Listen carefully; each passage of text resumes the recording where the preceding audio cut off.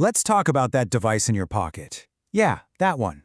The one you probably just glanced at a second ago. It has a much wilder, stranger, and more accidental history than you could ever imagine.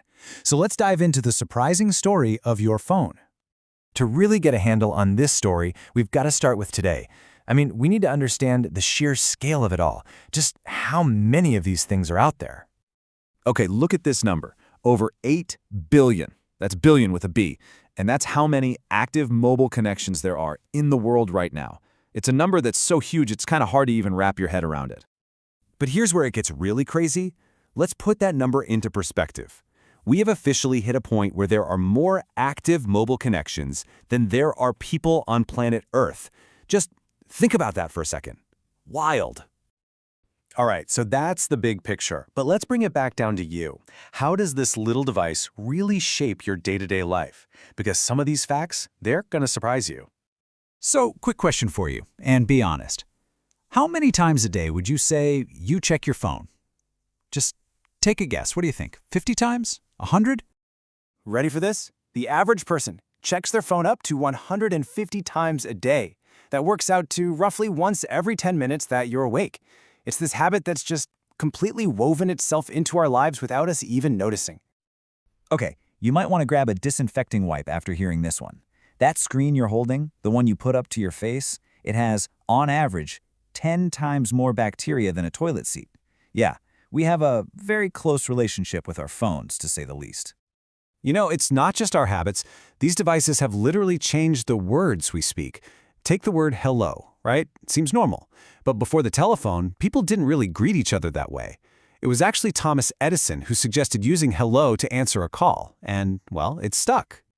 And how about this one? Texting was a complete accident. Seriously, the whole system, SMS, it was never meant for us. It was designed for phone company technicians to send little system alerts to each other.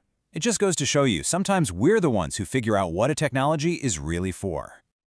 And nothing shows its humble beginnings better than this. The very first text message ever, sent back in 1992, and it just said, "Merry Christmas." That's it. From a simple holiday greeting to, well, everything we use it for today, that's quite a leap.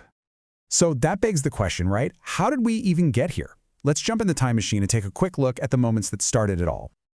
Okay, so here's the roadmap. We're going to start with the very first phone call ever made, then jump to the first mobile call, touch on that first text message, and then get to the first smartphone, which showed up a lot earlier than you might think. And here it is, the sentence that changed the world. "Mr. Watson, come here, I want to see you." Back in 1876, Alexander Graham Bell said that to his assistant, who was in a totally different room. And just like that, for the first time in history, a human voice traveled through a wire. All right, now let's fast forward almost 100 years, to 1973. Picture this, a Motorola engineer, Martin Cooper, is standing on a street in New York City, and he makes the world's very first mobile phone call on this thing, a giant device they nicknamed the Brick. And when I say brick, I'm not kidding. This thing weighed 2.5 pounds. That's about 1.1 kilograms. Can you even imagine trying to fit that in your pocket? No way. So you're hauling this thing around all day. What's the payoff? How much talk time do you get? Massive 30 minutes. That's all. And here's the best part. To get that half hour of talk time, you had to charge the phone for 10 hours. 10! It's just mind-boggling when you think about how far we've come since then. Okay, pop quiz. When do you think the first smartphone came out? Most of us would probably guess, what, mid-2000s, right? Nope. The real answer is way back in 1994. Meet the IBM Cybit. And just look at what this thing could do. It had a touchscreen, it had email, a calculator, a calendar. All of this was more than 10 years before the first iPhone even existed. The Simon was just incredibly ahead of its time. So yeah, what an incredible journey, from that first wired call to a smartphone in 1994.